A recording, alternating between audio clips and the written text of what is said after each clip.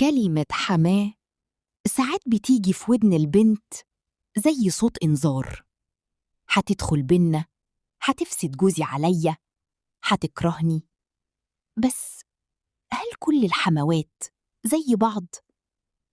القصة اللي هحكيها لكم النهاردة عن بنت فضلت تكره حماتها 7 سنين لحد ما اكتشفت سر خلاها تبوس إيدها قدام كل الناس. حكايات من البيوت.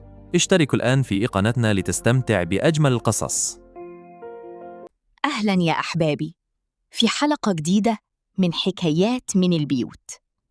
القصة دي بعتتها لي بنت من محافظة الجيزة، قالت لي يا ريت تحكيها عشان كل بنت تفكر تاني قبل ما تحكم على حماتها. غيرت الأسامي وخلونا نسمي بطلة قصتنا منى. منى بنت في 26، اتجوزت من أحمد، ابن حلال وعنده شغل كويس. من أول يوم في الجواز منى كانت متخوفة من حماتها الحاجة فاطمة، ست في الستينات، هادية متدينة، بس عندها حاجة منى ما فهمتهاش. الحاجة فاطمة كل أسبوع كانت بتيجي بيت أحمد، تقعد ساعتين تشرب شاي وتمشي. منى كانت بتقول لجوزها يا أحمد، ليه أمك بتيجي كده؟ هل بتراقبني؟ هل عايزة تتحكم في بيتي؟ أحمد كان يقول لها يا منى، أمي ما بتعملش حاجة، بتيجي تطمن بس وتمشي. بس منى ما اقتنعتش. منى بدأت تتعامل مع حماتها بجفاء. الحاجة فاطمة لما تيجي منى تقول لها بقشط أهلاً يا حاجة، ما تعزمهاش على أكل، ما تقعدش معاها، تدخل أوضتها أو تشتغل في المطبخ. الحاجة فاطمة كانت بتقعد مع أحمد بس، تشرب شاي، تشوف وش حفيدها وتمشي. ما اشتكتش، ما زعلت، ما اتكلمت في حد. بس منى كل ما الحاجة تيجي منى تتنرفز، بدأت تقول لجوزها أحمد، أنا تعبت من الزيارات دي، أمك جاية كل أسبوع، ليه؟ هي ما عندهاش حياة؟ أحمد اتغاظ من كلام مراته، وفي مرة قال لأمه يا أمي، ممكن تيجي كل شهر بدل كل أسبوع؟ منى مشغولة شوية.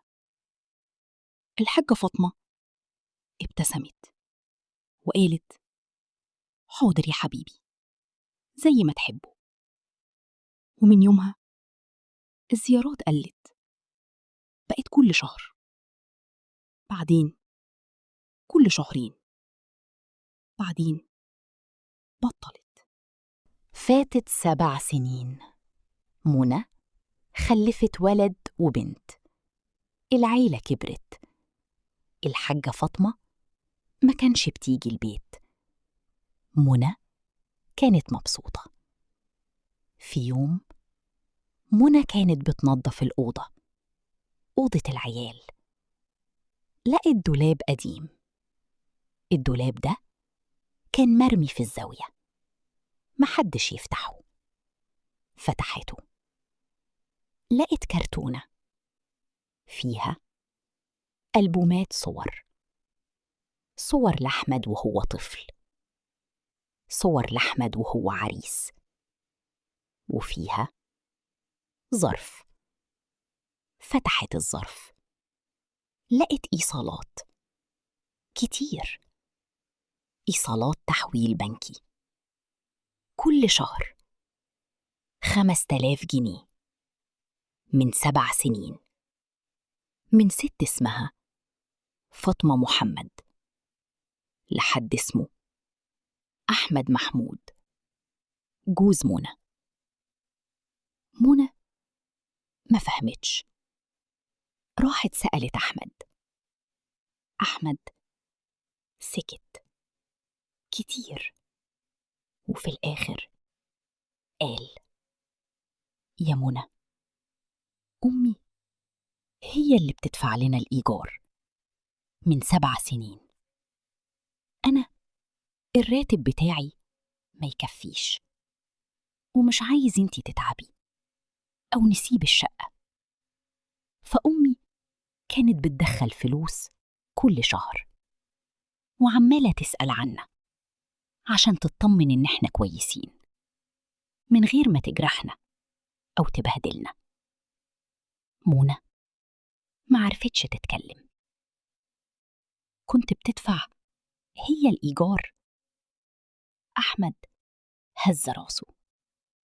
وكنت بترفض تاخد منها فلوس، وهي كانت بتلح وبتحلف عليا عشان نوفر لكم حياة كويسة. منى راحت أوضتها، قعدت تعيط.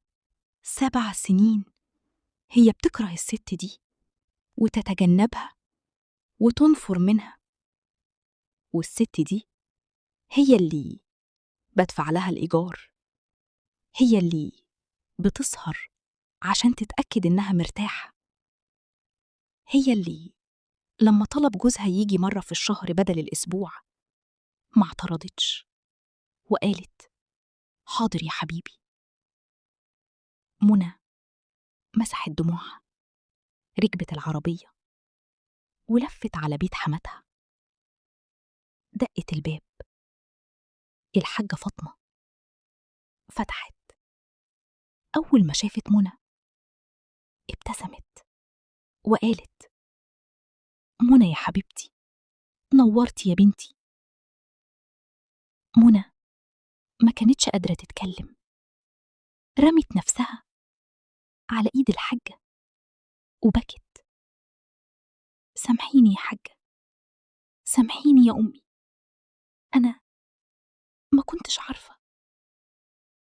الحاجة فاطمة رفعتها ومسحت دموعها: يا بنتي ما تقوليش كده، أنا ما حكيتلكيش عشان ما حبيتش تحسي إنك مديونيلي بحاجة.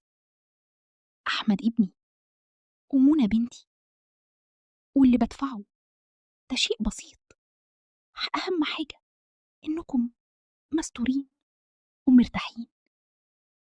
أنا كنت بحبك من غير ما انتي تعرفي، وهفضل أحبك لو انتي ما حبيتينيش.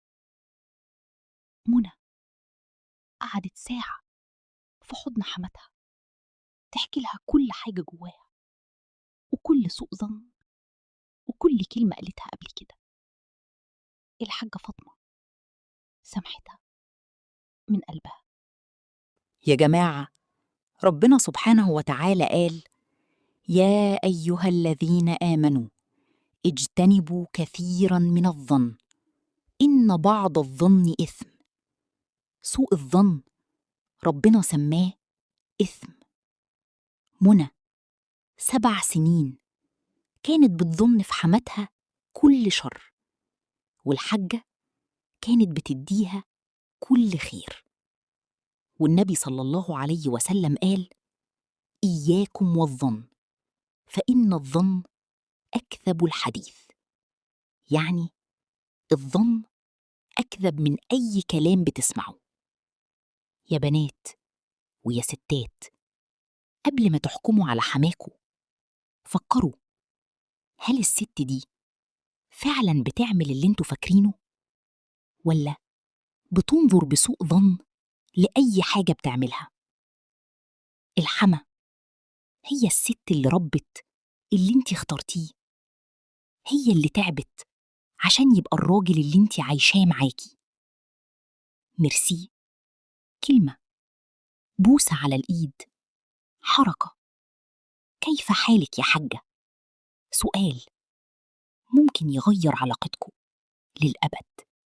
يا أحبابي، منى دلوقتي بقت بتروح بيت حماتها كل أسبوع، هي اللي بتطلب: مفتقداكي يا حاجة، هتشرب القهوة عندي يوم الجمعة؟ الحاجة فاطمة صحتها بتتدهور، بس منى مش بتسيبها ولا بتسيب ولادها يبعدوا عنها. فكر معايا، انت أو انتي عاملت حماتك ازاي؟ هل سألت عنها بصدق؟ هل دعيتيها لبيتك من قلبك؟ هل ابتسمتي في وشها يوم؟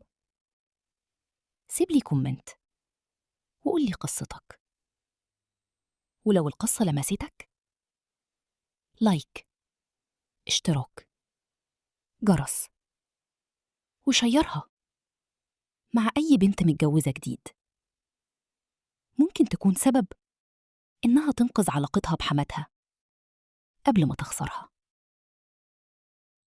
أستودعكم الله. السلام عليكم ورحمة الله. حكايات من البيوت. اشتركوا الآن في قناتنا لتستمتع بأجمل القصص.